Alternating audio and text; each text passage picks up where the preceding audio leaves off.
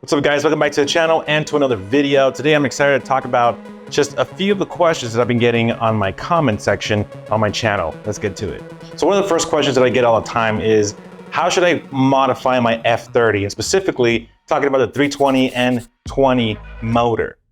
So a lot of you know that I had a 320i. It was a 2017 model, it was an N20 motor, not a 328, but a 320, a little bit below. This is kind of like the base model, but this also applies for all 328s.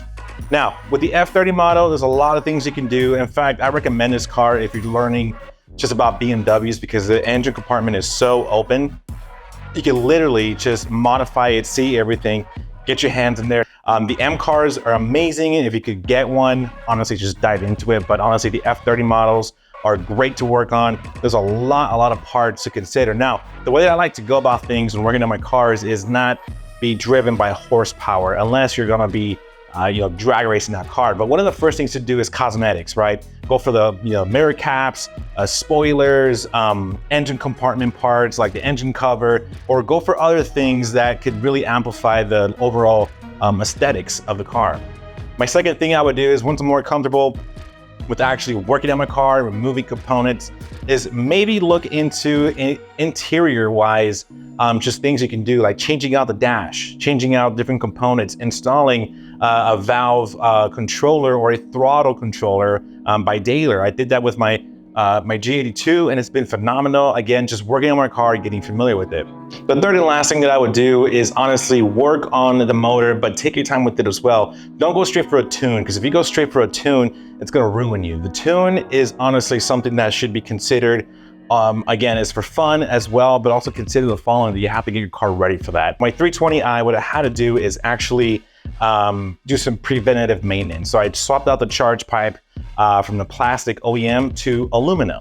I swapped out the diverter valve that goes right into the turbo. Once I secured those things, I was ready to go for a tune. So what I would recommend is honestly going for something that can take it to the next level. So if you want to go for a JB4 and do a plug and play tune, that's also recommended. But if you go for a BM3 tune, a boot mode tune, I would highly recommend that you do your homework and do some preventative work. Charge pipe, diverter valve, any other things like spark plugs, update those, maybe even the coil packs. Stay on top of your maintenance, because a tune can it's a lot of fun. It can really take you to the next level as far as power and enjoying your car. So, oh fudge, holy crud.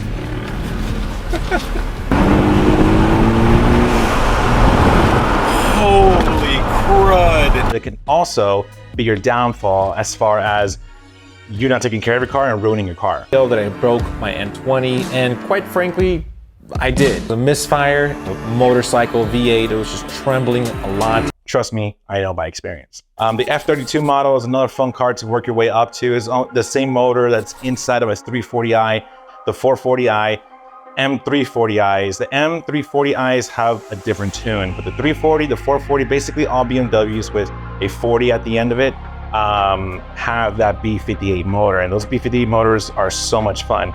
Same motor that's in the Supra, and I believe that it's something that you can have a lot of fun with, right? So the 340is are something I recommend to go up to the next level, and those cars are really fun. They can handle a lot of horsepower. In fact, I've seen a lot of them handle up to 1,000 horsepower. I think there's the M340i from Andrew from Kies Motorsports. You can watch our videos up here. It's insane what those motors can do. And honestly, it's something that, again, these cars are meant to handle a lot of power and just a lot of stability. My G82 did phenomenal work out on the track. And honestly, having an M car has been the most amazing thing, because I really learned to appreciate different models of cars. So I've had a 320i, a 440i, and those two cars I've always aspired to take it to the track. And the reason why I did it is because the suspension wasn't there yet. It had basic base level type of suspension on it. The braking power was not there. Horsepower, not so concerned, because I've seen cars out there with less than 200 horsepower take out M cars on a road course, like with curves and everything else. On the straightaway, obviously, the M car is gonna win. But when you're handling, curves and turns and going on a bowl and all that crazy stuff on the road courses, it's all about suspension, handling, and obviously some power. But what I've learned is it's all about the way you handle your car. right? Smooth is fast. And even with my car here, having well over 450 horsepower stock, it's really tough to compete against somebody that has the knowledge of experience on how to handle a track and how to go through the curves properly. It's all about how you drive a car. So all I have to say is that if you're prepping your car, no matter what it is, your BMW, make sure that you have those things ready. The M cars are well built, and I have been so surprised on how it's been handling on braking power, cooling power, and also just on the handling on the curves and everything else that a track will give you to enjoy your car. So my F30 owners out there, I hope that this video has helped you. Again, I'm addressing a lot of comments and questions on how to handle working on those types of cars. On the 440 owners, honestly, it's the next level up, the next motor up, and it's something to really enjoy and to really take advantage of that motor. It can handle a lot, but also maintain it properly.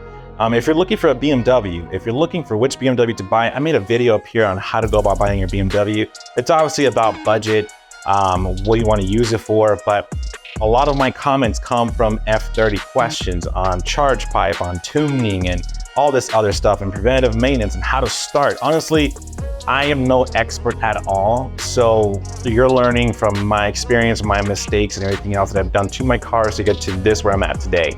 I have not touched a motor on my G82, and I probably won't for a while because I am building a daily/track build, and right now I'm enjoying the car. The only thing I've done new to it is just I updated the wheels. That's all I've done. I updated the wheels into some track-specific wheels that I can destroy the tires out there, and they're lightweight as well. These OEM wheels weigh quite a bit compared to my Apex wheels I just bought that are track-specific. I also bought a tire tread that's very low, in the low 200s, so I can really enjoy the track out there.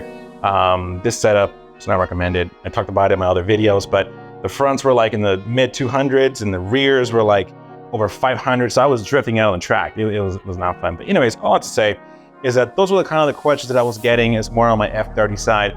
On my G82, you know, it's been really fun. There's more parts coming to this, and honestly, guys, 80% of all the parts that I've been getting for all of my cars, the 320i, my 440, and this G82, my M4, have all been provided by Kies Motorsports.